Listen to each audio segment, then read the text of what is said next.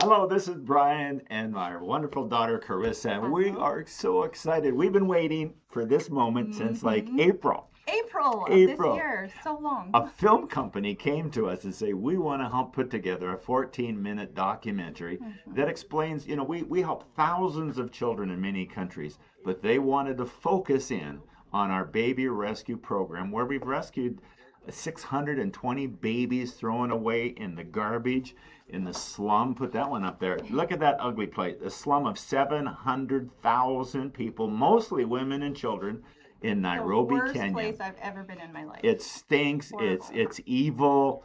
The sewers running down the hmm road, and people don't have locks on their doors. They just have blankets, and people can just be mugged or assaulted. It's just It's terrible. terrible. And this 14-minute documentary has won 3 international awards. Wow. Isn't it amazing? One of them, the best documentary in the world, with one of the Toronto Film Festivals and Detroit and Calgary and different places like that. And semifinals, 2 semifinalists.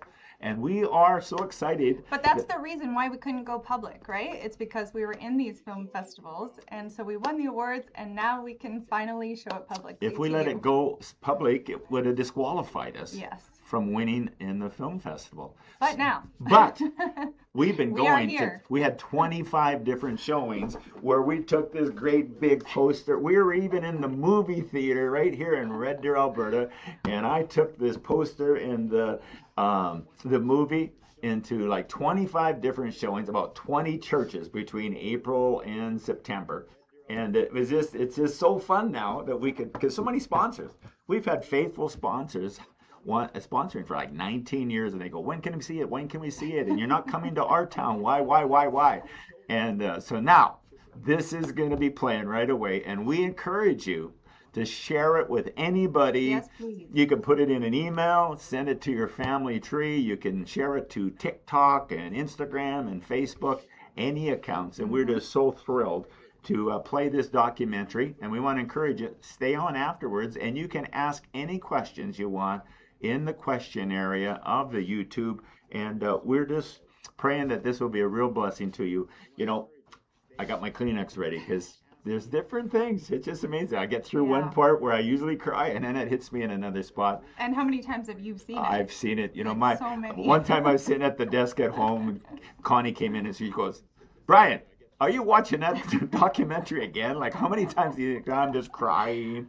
Because it's just priceless, because God has raised up Home of Hope to rescue babies, and I hope you enjoy the documentary. We're going to go ahead and hit play right now. Just before I do that, though, I just wanted to warn you that it is rated PG. PG. So if you have any littles around, you might just want to Yeah, distract them a it's little talking bit. about babies being Yeah, thrown it's away. talking about real things. So So, hope you enjoy it, and we will come right back to talk a little bit more after. yeah.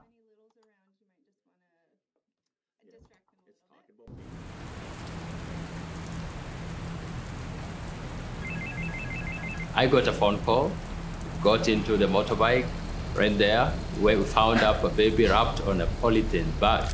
The umbilical cord still attached. I'm not a doctor. What if I do it and maybe out of that, the baby dies in my hand?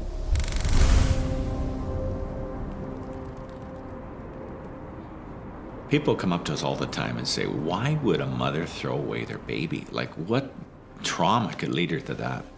We have around 700,000 people living in the community, and majority are women and these children. The number one reason babies are thrown away in the garbages and in the slum of Nairobi are victims of incest or prostitution. They're just doing anything they can to make 50 cents to get some rice to eat today.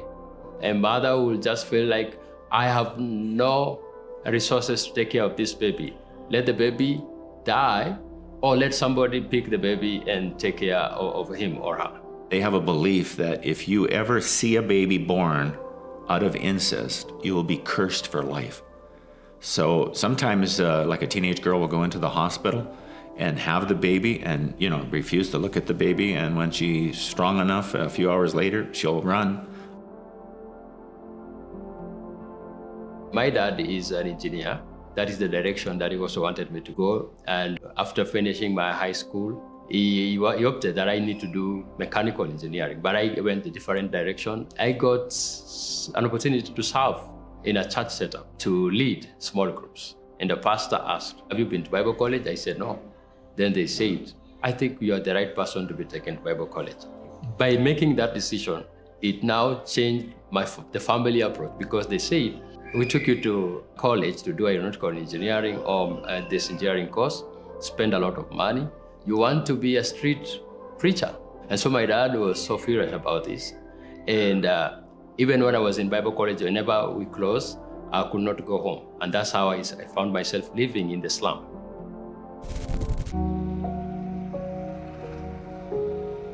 We went to Rwanda probably three or four times a year, and every time I'd stop in Nairobi and meet with this friend of mine. And then the second or third time he said, why don't we just gather 10 people together and we'll just, pick you up at the airport, go somewhere for 3 hours and have a little training session. And we did that, and that's where I met George. And he gave a prophecy, Isaiah 60 from verses 1, that I'm going to carry on my shoulder a lot of weight, especially on the people needing help, the people needing support, people needing encouragement.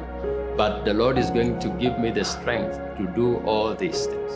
And later on, 2 years later, he was the first person that we contacted to start rescuing babies in the slums of Nairobi, which 700,000 people in one slum, that is darkness. It's one of the darkest places I've ever been to. Almost 2 o'clock in the afternoon at Majengo slums in Nairobi. But behind this beehive of activity is a horrific tale of 3 children abandoned and left for the dead. A media station here in Kenya ran a story of a baby that was found dumped and eaten by a dog. We got a copy of the news and listened to it over and over again. Like, we just could not believe this. And we asked ourselves, if this one story is happening in Kariobangi area, how many more? So we prayed in the middle of this dump, like, God, what can we do? And then I thought, well, why don't we put up a great big billboard, 10-foot big billboard.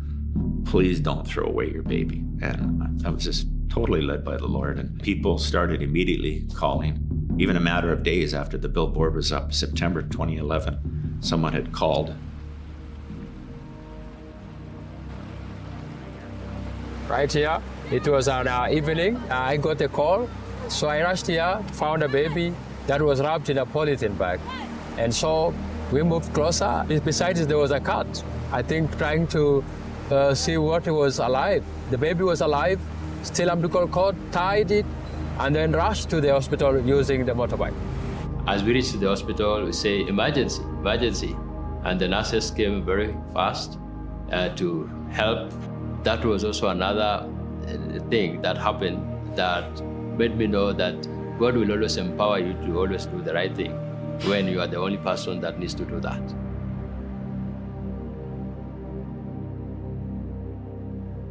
He just learned as he went. The first responder, that's absolutely it. He had no ambulance training or any medical training that I know of. Just, there's a baby, I'm going to get it, and let's take it to the hospital as soon as we can. Everything's kind of developing stage by stage, no plan. Okay, we got a baby. Well, what's the name of the baby? Well, there's no name. We have used social media lots to communicate what we're doing and how things are advancing. And someone in Red Deer found out that we'd rescued this baby and it had no name.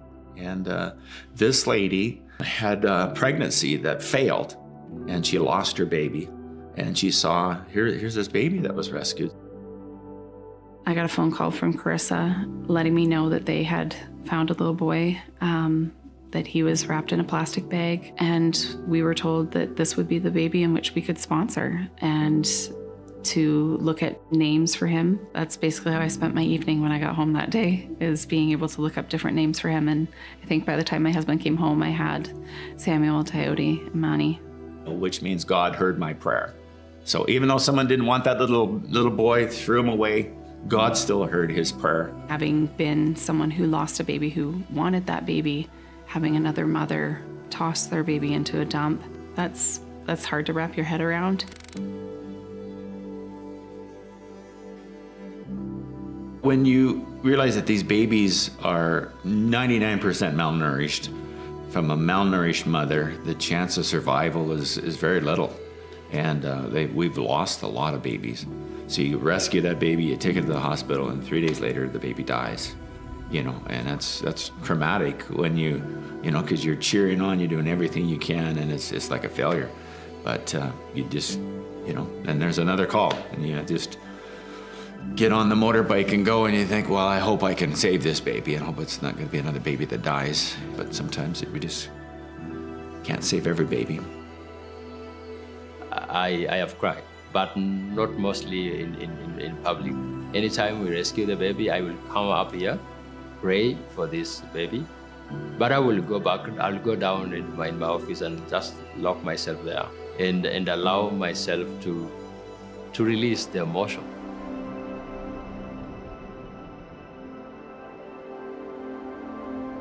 We came up with an idea of preventive.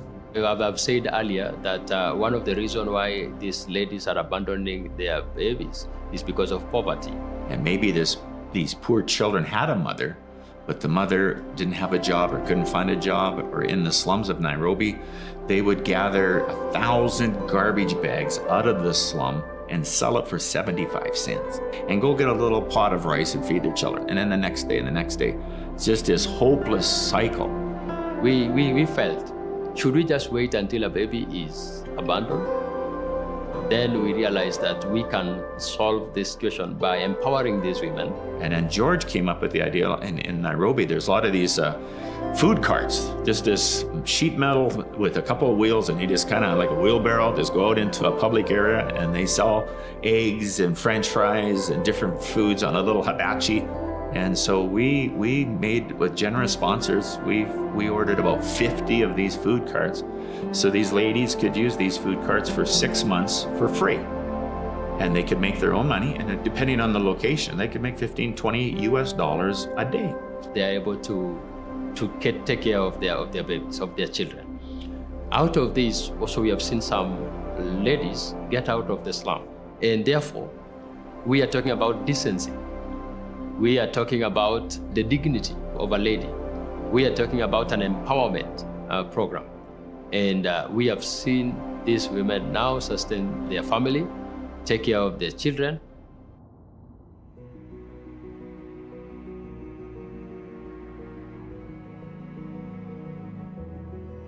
We were renting these little houses, 3-bedroom houses, and they said, well, we need something bigger. And generous sponsors got behind us, and we got a 3-story big building called the Dream Center, where we have between 60 and 70 babies all the time right now. A week we rescue about 2 to 3 that come here. So we have some children, like Samuel that was thrown away in the garbage. We don't have a clue where the parents are. They are totally 100% under our care as legal guardians. But these other babies, we're hoping that the mothers will come back. So we start family units. We have 7 different family units between 4 and 6 children that live with a wonderful couple. By our last report, we were at around 620 babies that have been rescued. We've been given a letter that states that we are the best home. We have good facility. We have a 24-hour doctor on call, but also a nurse that is fully employed here. We appreciate the sponsors and people who are taking care of the children here. Taking a child into our home or sponsoring a child from the Dream Center has a great impact into one child. After many years will change the society and the community. One of the joys is to see babies that we've rescued grow up. And Samuel Dayodi is a wonderful young boy, and he's placed in a family now, and still has some sponsorship so he can have good school and good education. Today, we are so grateful to say that Samuel Dayodi is here, almost a teenager, because of the great work. When I grow up, I want to be a doctor. What's the motivation? Who is motivating you to be a doctor? My father. Every time I go over to Africa, I look for these children that are just, life-changing. to see, well, that little boy with the umbilical cord still attached, thrown away, and here he is, a successful, good-looking young man, doing great in school and has a great future, and he's alive today because people loved him and rescued him and sponsored him.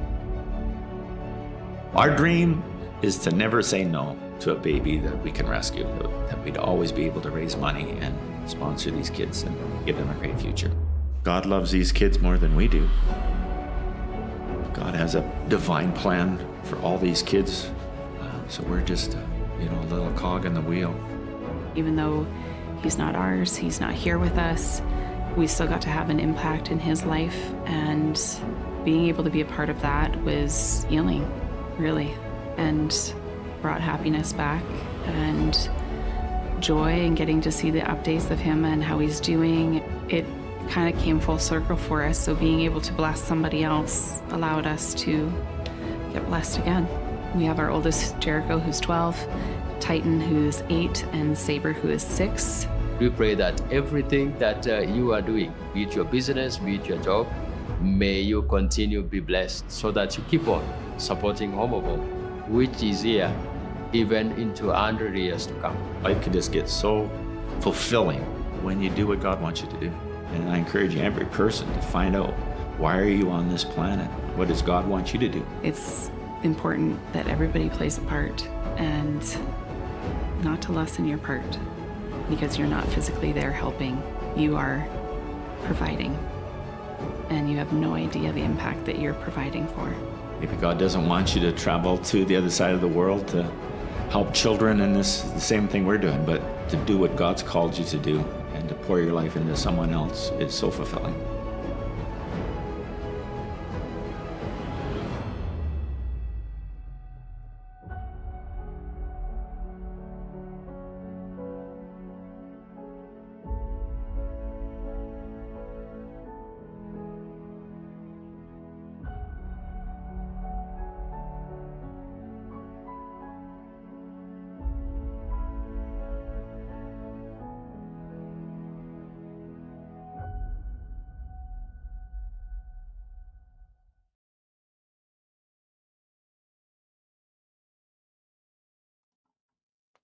Wow, wasn't that fantastic?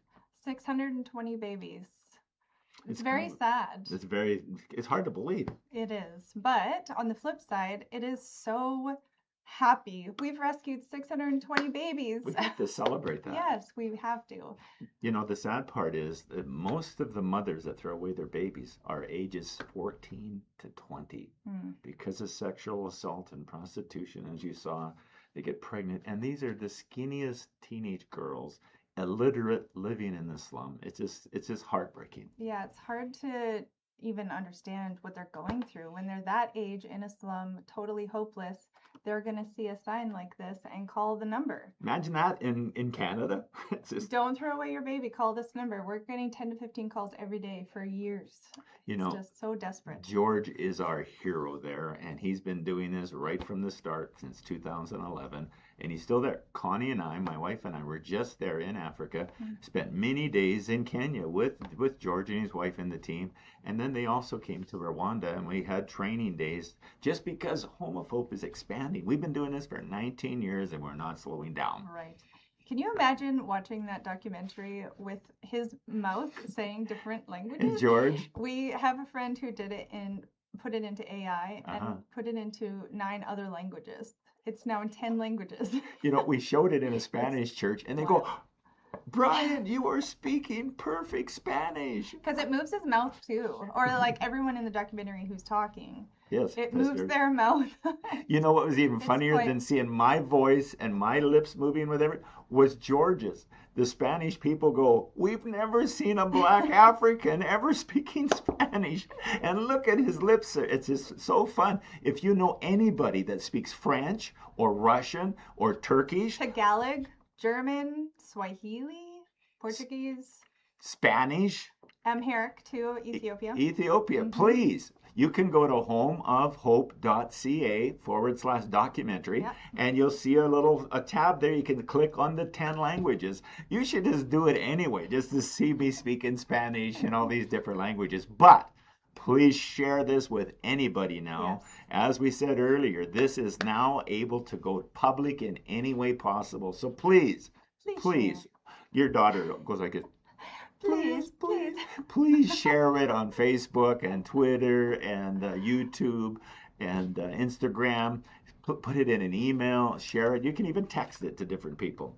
I just wanted to mention that we're not done. Like, the documentary is done, yes, but we are still helping and rescuing more babies. Yeah, we're not stopping. And we have a bunch of children that are not fully sponsored, and Mm-hmm. these are the most recently rescued babies. I'm just going to zoom right. This is right off get our right in. website.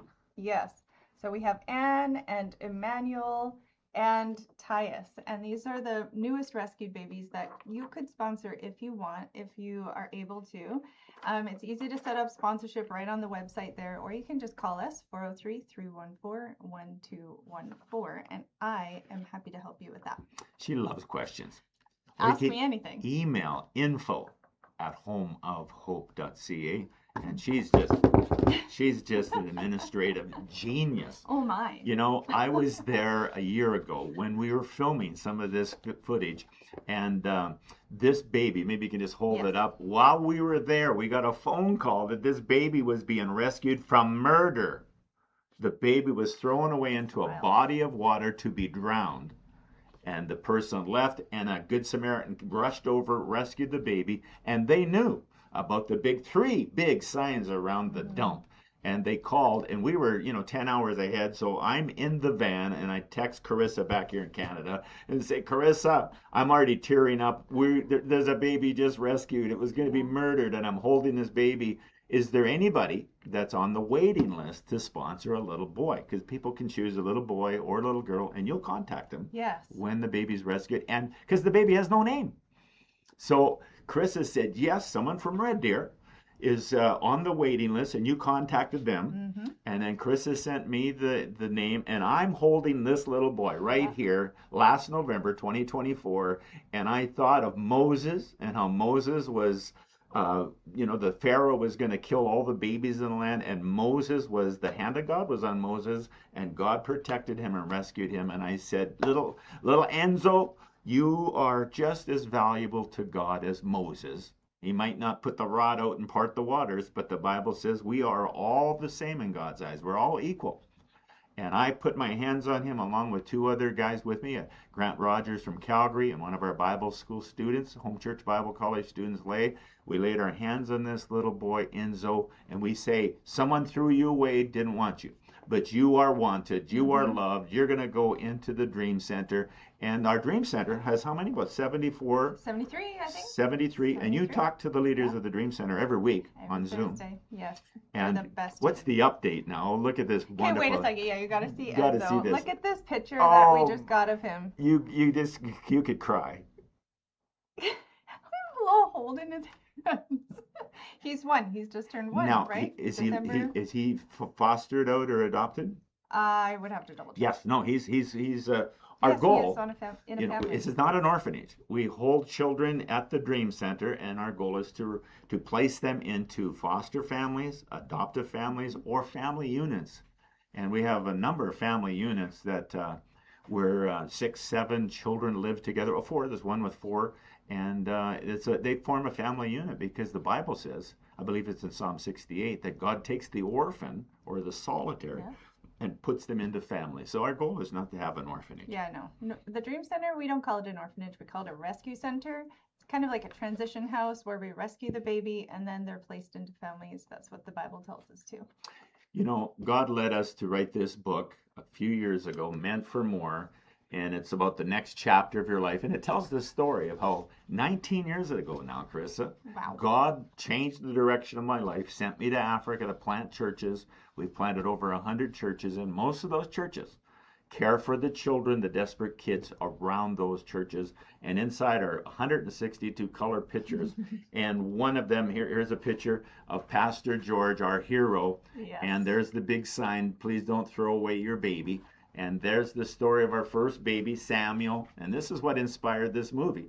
And there's little Samuel with the umbilical cord in the plastic bag, thrown away in the garbage. And now he's older, and like I say in the movie, he's successful. And it's just fantastic to see what God has done. And anybody that sponsors monthly, we'll give you this book for free. We also have Yeah, if another you don't book. have one yet and you sponsor, please tell us and we'll get it to you. And we also have another book, Top 10 Tips for a Terrific Tantalizing Twosome. And every cent from both of our books, every cent, goes to help children. That's obviously a marriage book. It's a marriage book. But Connie and It's I not a don't take homophobe. 1 cent of it. And wonderful sponsors have paid for this. It's an expensive book with 162 color pictures. But we have the ability to give it out to people because someone's already paid for the printing of these books. Right. It's amazing. Yes, and just so you know what the story will go the other 19 way. years ago. 19 years ago, those were the first 4 kids that were helped by Home of Hope, and that's why we have a 4 on the book. So if you don't have your book yet, please let us know. We want to get it in your hands. If you like the documentary, your next step is to read the book. It's so good. And if any of you want to give a year-end tax-deductible gift this December, we would just love to talk to you. And you know what's exciting? One sponsor that believes in Home of Hope is matching every gift to help children Wow. till December 31st It's so exciting. at midnight. Matching it. Even today, I was talking on the phone with someone. I'm like, guess what? Your donation is matched. She's like, what? Wow. It's so fun. You know, my wife just wired money to feed 11,296 children the Christmas day in many different countries. Wasn't our goal 10,000? Our goal was 10,000, and we We're reached over it easily. And But we can help more kids before the end of the year. Yes. Like, don't We've- stop that. we've- Stop you from giving. we feed 6,000 children every week. But now we're going to feed 11,296 and more. Yeah. The wire had to go so the money would reach by Christmas. Right. But we can start new feeding programs. The worst places in the world, the refugee camps of even the imagine. DR Congo. Man, there's just kids with no shoes living in a straw hut where the rain comes through and they're sleeping in the mud, and then they get sick. It's just Yeah. really, really It's sad. worse than you can imagine. It's worse. You know, Connie's my favorite way to give is directly from our investment account. Whatever we give to our church and to helping and Red Deer here about our Home of Hope gifts, we transfer it from our investment account so we don't have to pay taxes on the increase of our investment this year. And Chris, people can go online and see a little video and explain that, because not only do you get the same tax receipt, but if you want to give, for example, $10,000 to Home of Hope, don't give it from your bank. Give it from your investment account. Yeah. Take your $10,000 and put it in your investment account, but then give from your investment account to Home of Hope, and you don't have to pay taxes on the investment increase of 2025, because some of the stocks have really gone up this year. Yeah, and most people have figured out that you get a tax benefit for giving to charities, but this way you get that extra benefit doing it that way. So if you need more information on how to do that, or you just totally did not understand anything he just said, go to our website, homeofhope.ca, and then /donate. And right near the top there, it's like a new way of giving, or give by your shares. Look for that. And there's a whole Or up there for talk to your financial advisor. What's it called again? It's giving in kind. Giving in kind. Shares in kind? Shares in I kind. think so. And this is a legal way to get more benefits Yeah, of it's giving to wonderful. charity. You know, sometimes we're asked, what is the present need? And someone just gave, they said, put it wherever it's needed. Those are absolutely wonderful. And really the present need we have right now is we keep our admin fee so low that we have to raise money for our leaders in our nation. We have Pastor Fidel and Amy in Rwanda, and they recently had a sponsor that canceled on them because of business failure. And we're raising money this Christmas to get, the money up where they were getting a salary, and the inflation, they need more. And then Christian is our Home of Hope manager in DR Congo, same thing. He had the same sponsor. So if you would be interested in sponsoring $50 a month, $100 a month to help our staff, so we don't have to raise our admin fee. And by the way, I've led the Home of Hope for 19 years. I've never taken one penny I can attest. from any gift that's given to us, so we can keep our admin fee low, so much money can go right to the kids. Yes, and most people really love sponsoring a child, and we are so thankful for that.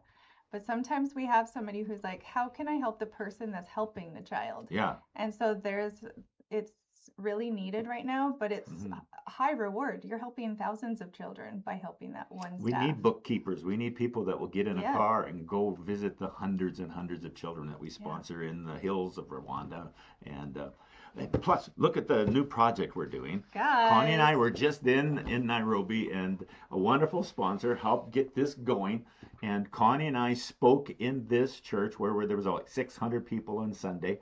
And the fourth floor, the very top floor, is our microloan floor that's going in right now. And we have been helping hundreds of people on microloans. But with this building and microloans in other countries, our goal, 2026, is not to help hundreds, but to help thousands. Thousands of exciting. mothers and single mothers. This is how we're doing it. The So best exciting. the best way to help children who have a mother or a father, but mostly the men sadly disappear. The best way to help children who have a mother is to give them a microloan. Not sponsor the child $50 every month, every year, but give like $100 once as a microloan to a mother, and she can start multiplying that capital through many different ways that are explained in my book as well. Mm-hmm. Microloan project is amazing. I just had a phone call with a woman this morning, and she was asking all about the microloans, and it's just so exciting to have a donation given that will help a mother every 6 months. Like, that money doesn't stop with that one woman. Yeah. It's very fun. Here's one that we're just starting. Someone gave $2,000, and we're starting the charcoal microloans for 20 ladies in a place called Nyiragongo, where the volcano erupted in 20. What? Nyiragongo. And you look up Nyiragongo, and on a volcanic stream was heading 5 miles right towards our church and our project. But at the last second, we were praying, it Wow. diverted and just missed our church building. Oh, I remember that now. And we're starting 20 microloans. The wire just went, where 20 ladies, single mothers, are going to start making money selling charcoal every month for 6 months, become self-sustaining, and then another 20 ladies right there. So in a couple of years, 20, 40, 60, 80 Wow. microloans, and most of them have four children. It's just a fantastic way. And this building, the top floor, is going to be the Microloan Center in Nairobi, and it's going to be done in February. And I'm going again in April on the mission trip, taking 6 of our students from our home church Bible college, some people from Olds, some people from Vernon and Penticton, and we love taking teams. Yes, we do. We do. And you can come and you can sponsor a baby and then apply to come and see your baby and spend the day with them and date and It's just so spoil. fun to see your sponsor child. It's They're wonderful. real. We give the money to the child. You can trust us on that. Absolutely. Carissa, how else? Oh, let's do the 5th floor. Yeah, we can't forget about the 5th floor of the This building. one, our goal was 4 floors, and we're just about done the 4th floor. So So that was the microloan training, but then the next level, the 5th level, the 5th I'm floor. personally excited about this. What is it? one. What's the 5th floor? It is for temporary housing to help women get out of the nearby slum. That slum picture that we showed you at the beginning, 700,000 people there, they are hopeless. This is their hope. It is, AI likes to call it a beacon of hope. But we're so excited to be able to help women move out of the slum with a microloan to become self-sufficient for her and her whole family. Here's how it could work. Someone phones the number and saying, I am a pregnant teenager now. I don't know what to do. I'm thinking of throwing away my baby. Our team rushes and helps. We invite them to come to church. We invite them to, become grow in their faith in Jesus. They can enroll in the microloan program on the 4th floor. But as they're pregnant and there's no hope and they're just, literally, they have no money, then they can live on the 5th floor. There's enough beds for like 30 beds. And some of them maybe are young teenage girls who have a baby and they're nursing their baby, but they can sit in classes on the 4th floor in microloans. And so just in a matter of 6 months to a year, that young girl can learn English, learn how to add, because many of them are illiterate, Right. learning how to read, learning how to start a business, a food cart, and different things that we're doing. So And exciting. It's so exciting. We want to help. We've been helping hundreds like that, but we are going into helping thousands. You know, the same It's- movie company that made this video are asking us, Brian, we want to do another video. We believe in this project so much. And their minds are already start working on the microloan project. And we're just praying that there's hundreds of people out there that would like to invest in our microloan vision of helping 1,000 Yeah. women. And you can you'll get a picture of the lady you sponsor. You'll get updates, and you can even do meet and greet with Zoom. Oh, let's you, do it. I You would did love one to. yesterday, and I'm going to do one tomorrow. Yeah, I did one this morning. You love doing that. Yeah, it's really fun. Sponsors love being able to just ask questions to their sponsor child was like, what's your favorite color? Like, it's just so fun. And sometimes there are tears, Yeah. and it's wonderful. The one I'm Happy doing, tears. one I do tomorrow is a young boy that's deaf and mute Hmm. and was thrown away in the garbage because the parents couldn't maybe cope with it, something like that. Yeah. who And knows? that young boy now is a teenager. I think he's like 16 years old. Someone's paying his way through deaf school and hand language, and we're going to do a meet and greet tomorrow. And the sponsors that sponsor him. Carissa, as we wrap up here, Yes. how can people give? There's many different ways. Yes, the best way to go is go to our website. We have everything on there, homeofhope.ca. Or you can call. I'll give the number again, 403-314-1214. People might want to have questions before they give. Yeah, absolutely. And I am happy to answer questions. Answer anything you want. Yeah. So the ways you can donate if you wanted to sponsor one of these children or help towards microloans, go to our website under the donate tab. There you can give that way. There's online giving. We could do it on credit card. You could give- Homeofhope.ca. Then on Yeah. the top there's a donate button. Right. Yes. And so you could mail in a check. There's our address right on that page. You know, could checks, send an e-transfer. Carissa, checks still are the best Yeah. because the banks don't take one little No cent. fees. No fees. Mm-hmm. People also do automatic, I want to give $100 a month. Yeah. They Auto can debit. auto debit, and you can Yeah. stop anytime, Mm-hmm. and there's no bank fees. You can get by credit card, but we lose 3.5% to the credit card companies. Right. But e-transfer, E-transfers are less. it's a little bit harder, but still people are liking e-transfer. Yeah. So would you consider giving a year-end donation? And any donations towards kids, again, they are being matched before the end of the year. So now is the time to give. So it's being doubled. It's so exciting. If you feel have led to that. give $100, boom, it's doubled to $200, and the person's put no limit. And if on you're in anything. the local Red Deer area, we're in Red Yes. Deer here in our office. Please stop by, ask questions, come get one of our hoodies that we're wearing. If you These are the noticed. best hoodies. It's so comfy. It's 30 below outside Yep. with wind chill, and you can stop and get one of these. Also, we Or a have pen. these. My favorite pen right now. I love it. I said, Carissa, let's order a bunch of these pens. It's got the little soft thing for scrolling, and it's just beautiful. If for people that stop by, and again, I don't take a cent of any of this. The Bible says, "Take care of the poor, and God will take care of you." Proverbs 28:27, and that's Right. been my verse from heaven for 27 years, or not 20. How long? 19 years. Almost but 20 years. Proverbs 28:27. Yeah. Okay. Well, if you liked this, if you liked the documentary, would you please share it? Share it anywhere you want. It's all public. We are not constrained at all anymore, and we'd really appreciate your Do support. you know someone in Montreal? Send them the French copy. Hey, that's a good idea. Do you know anybody that speaks Russian? We had 20 people in our house that speak Russian, and we played the Russian thing. It was so fun. Then Chris and I, we went to Lacombe, and we And played Tagalog. about 20 Filipinos, Mhm. and they laughed. They just got, there's Brian speaking perfect Tagalog. Tagalog. And do you know anybody who speaks German or Swahili, Portuguese? English. English, Ethiopian. Again, we just love any questions, and we thank you. So many people have sponsored for 19 years, and you're getting one of these Christmas thank you cards in the mail where it says we are helping 6,000 children in a feeding program every week. There's the link right there to the documentary, and our Kenya building, there's a link there you can find out more information, and a thing on the back.